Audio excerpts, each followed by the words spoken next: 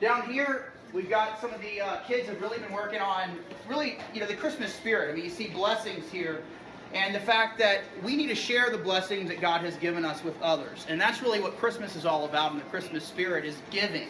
So, Ginger, but we're spreading that Christmas spirit to people, and that's really what Christmas is about, is giving. So we want to make sure that that's the central focus of all that. Well, that also leads to our one of our big topics on Christmas Day, and that is food. And you know, food is a big thing around the Duggar house.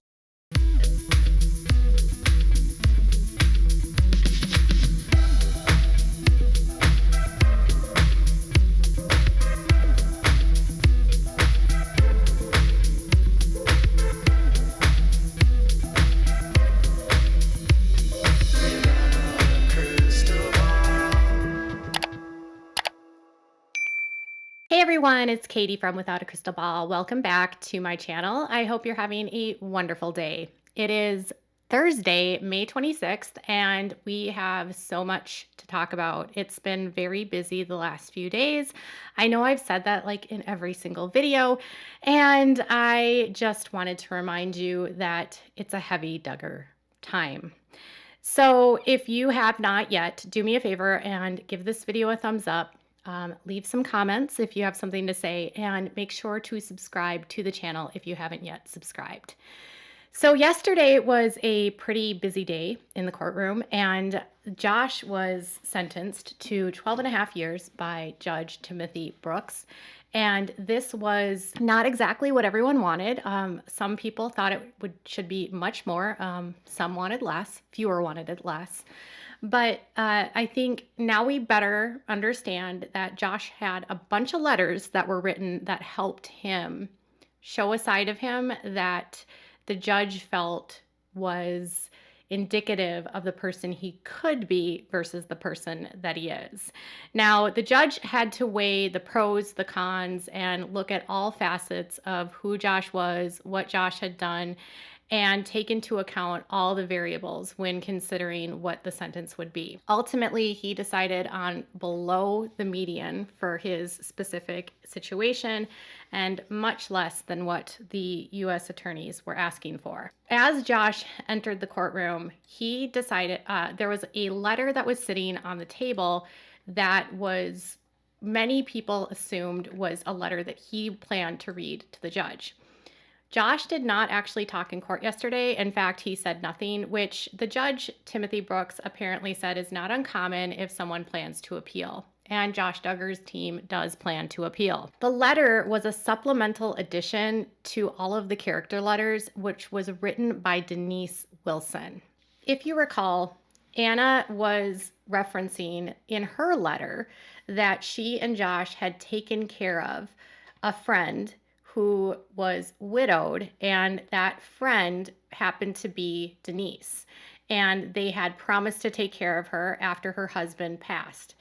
So her husband was Clark Wilson, and Clark and Denise have been friends of the Duggars for years. So apparently, after sort of finding out her name was brought up, I don't really know if they reached out to her, but Denise then wrote a letter to the judge to talk about her situation with Josh, which outlined the struggle that Anna is currently facing and how Anna is kind of nervous about her financial situation. So this is what Denise said. Your Honor, my name is Denise Wilson, and I am a friend of Josh Duggar. I first met Josh when he was 9 years old. Him and his family were very outgoing and friendly to all of us. We got to know the family even better when my husband became the Duggar family's pastor. My husband counseled Josh as Josh yearned to be better himself in any way he could. Josh led our singing at times and was eager to do so. He always was finding ways to encourage others. Josh was serving, outgoing, and friendly, while constantly seeking to help others of all ages. I'm going to jump away from this letter for a second, but if you noticed, she said, my husband counseled Josh as he yearned to be better himself in any way he could. Clark was one of the men that Jim Bob tasked to help Josh recover and to get better after he found out Josh was doing things to his sisters. While I'm sure Clark had good intentions, clearly that counsel did not help, and because Josh never received any professional help and only was going to pastors, he ultimately was never held accountable. We will continue on with the letter. We continued to grow even closer to Josh as my husband and I spent time on a daily basis in his and Anna's home for over a year. I was impressed with Josh's eagerness to learn and to work. He joyfully served, offering words of encouragement to everyone and being lighthearted. Josh has a heart of giving, serving, and blessing others. Josh gave us a nice trailer for our family music ministry, even putting our family name on it. I was shocked and delighted at how professional and beautiful it was, an example of his joyful and giving heart. Josh remained to same in giving, serving, blessing, and being authentic and humble at all times. Despite all of that he had been through, he continued to be all those things and more. I saw Josh as a loving husband to Anna, respecting her and serving her. I saw his devotion to his children by paying attention to their needs and encouraging them to live right. I saw the way he honored his parents in a way he treated them with such respect. The biggest two things to me was after my husband got sick and was not able to work for close to 4 years, we traveled back to Arkansas to work with the Duggars, and Josh was right there helping my husband do whatever needed to be done. After the Lord took my husband home to heaven, Josh and his family traveled several hours for his service to be there for me and my 9 children. Josh told me and Anna were going to support me and my family monthly to keep up my finances. When he told me how much it would be, I was shocked. It was a gracious amount. Josh acted as if it was a natural thing to do. He told me, we're just doing what the Bible says. To have pure religion is to visit the fatherless and widows in their affliction. That is exactly what Josh and Anna did for me. They were there for me and have been there for me the past 4 years. I have been abundantly blessed, and the Lord has sustained me through their generosity. So I'm going to jump off this letter again for a second. Josh is helping out her, and a lot of this language is very reminiscent to me of the same language that Jim Bob and Michelle use when it comes to the IBLP. The church that they belonged in years ago, Clark was actually a pastor at, and when Josh was caught doing what he did, Clark was also part of that church. Clark also was part of the individuals that ultimately didn't hold Josh responsible and tried to take things into their own hands. Unfortunately, now Josh has escalated, and because no one ever held him accountable, this is why we're here today. Part of me wonders if Josh helped Denise because he knew that Clark had done so much for him, but also that Clark ensured that in a way he didn't get the help that he needed, or that he wasn't held accountable. Not that he didn't get the help he needed, but that he wasn't held accountable. It wasn't Clark that took him to the state trooper. It wasn't Clark that urged him to get out of the house. That was Jim Holt. So I don't know Clark's role, but part of me thinks there's some sort of attachment from Josh to Clark because of how he helped Jim Bob potentially cover this up. Back to this letter. This is where we get into that Anna is freaking out about money. My most recent time in Arkansas, I needed something checked on my car before traveling back home, so I stopped by the shop. Josh was incredibly busy, but he came out anyway and fixed what was needing without charging me. This was a huge blessing. Recently, Anna called crying, saying that they were not able to do this now because of their situation, despite how much they wanted to continue to support me. I explained that they have been in an extraordinary act of love and generosity to me, and I know the Lord will continue to provide for me as he promised. I'm truly grateful for the love and support they gave me for 4 years, and I know that they will be blessed because of it. I could share many more stories. I just wanted to express that Josh has been there for my family and me. He has continued to demonstrate his humble, accountable, and servant's heart whenever and wherever he can. I will forever be grateful for the Duggar family. Denise Wilson. So because Josh helped out her family, she wrote this letter, and Anna is sad that she can no longer help Denise. So if Denise does have 9 children, which is true, and she definitely is a widow. So looks like back in 2017, when he was ill, there was a GoFundMe which raised $18,500. And at that point, it's visible that there looks like only a few kids that are likely under the age of 18, mostly boys and a couple girls. So it's while she still does have children that are living at home, not all 9 of her kids are at home with her, just to give you some clarification.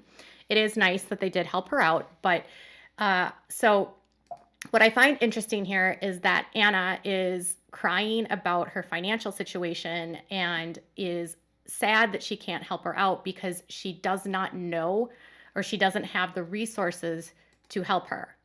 So one of the things that actually was in court the other day was that that he had to pay a fine, and they based the fine on his net worth, and that there was some sort of objection about what he actually would owe and issues with the finances because they weren't current.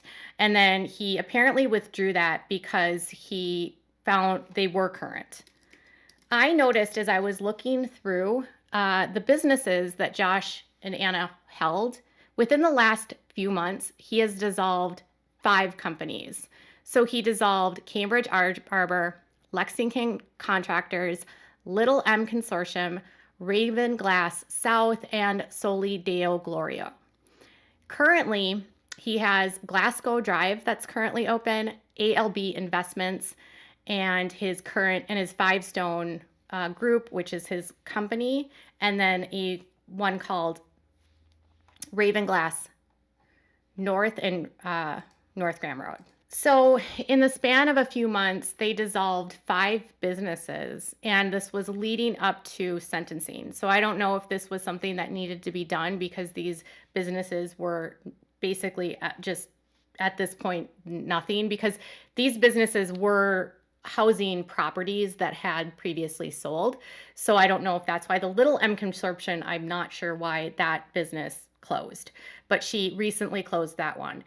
So according to records, they have Homefield Properties still open, Glasgow Drive, and Raven Glass North. So and ALB Investments. So he still has some businesses open, but he did dissolve 4 or 5 of those businesses recently. So I don't know if that was, again, part of him getting his finances in order or not. But obviously, those income streams are now gone because those businesses are gone. And they had been moving real estate through these properties. So obviously the real estate aspect of what Josh was doing for the family is gone. So yes, Josh and Anna are going to be in a situation right now where Anna has to find other ways to support herself. But at this point, the Duggars want her to stay at their house. So as long as Anna wants not to work and wants to be taken care of and have the ability to stay home with her kids, it's more than likely she will stay with the Duggars because her parents won't be able to absorb her and the 7 kids. The Duggars have the wealth and the means to help her. They have built-in babysitters with all of the older girls and Jana, and they're close to their grandparents and there's support there. Whether or not you agree with Jim Bob and Michelle having access and being a part of it is irrelevant to the situation because Anna's going to do what she needs to do. Yesterday in my video, I did say, and we talked about how, it's unlikely that she'll leave at this point because of the financial side of it. And it seems like when it comes to Josh, a huge part of his life was giving money to other people. Now, I don't think there's anything wrong at all with giving people money. I do think part of the reason why this is shocking to some of the people that are around Josh is because he has been so generous to them. So if you're getting gifts from someone, how can you possibly expect this from them? What kind of strikes me about Denise is that her letter is a little bit dishonest. She knows what Josh was going through as a teen. She was there. She knows her husband counseled Josh. She admitted it in her letter. She did not admit what her husband counseled him for.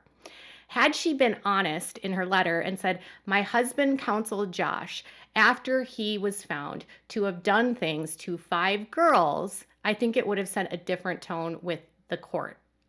Josh can be all these things and good people. And in fact, I think his way that he was brought up taught him how to blend in and how to give and how giving will help people. And I also think that Jim Bob has also been gracious with money because he knows that paying people off allegedly can get him out of things. And I think up until now, Josh and his dad have been able to pay their way out of things. And I think their ability to pay their way out of things helped his sentence be less than what it should have been. I was expecting his sentence to be at a minimum of 15 years. And I think the fact that so many people find him benevolent is a part of the reason why the judge favored for him. So Anna has some big decisions to make, but right now she doesn't have to make a decision because Josh is going to appeal the sentence. Until Anna actually believes that he's guilty, I can't see her leaving him. I don't think she thinks he's guilty still. I have seen no indication from her that she believes he's guilty. And she's going to be 6 hours away from him if he goes to the facility that's outside of Dallas and Fort Worth. And Josh will not be able to talk to her as much as he has been. So their relationship is about to change, and it's going to change in a big way. And she's going to be alone all day, every day, with 7 kids on her own to raise them without the help of Josh. And a lot can happen in 10 years. A lot can happen in 12 years. We'll have to see what Anna decides to do moving forward. But Anna is already stressing out about money, which makes me feel like she probably won't be leaving the Duggars' home anytime soon. Let me know what your thoughts are in the comments below. Bye, guys.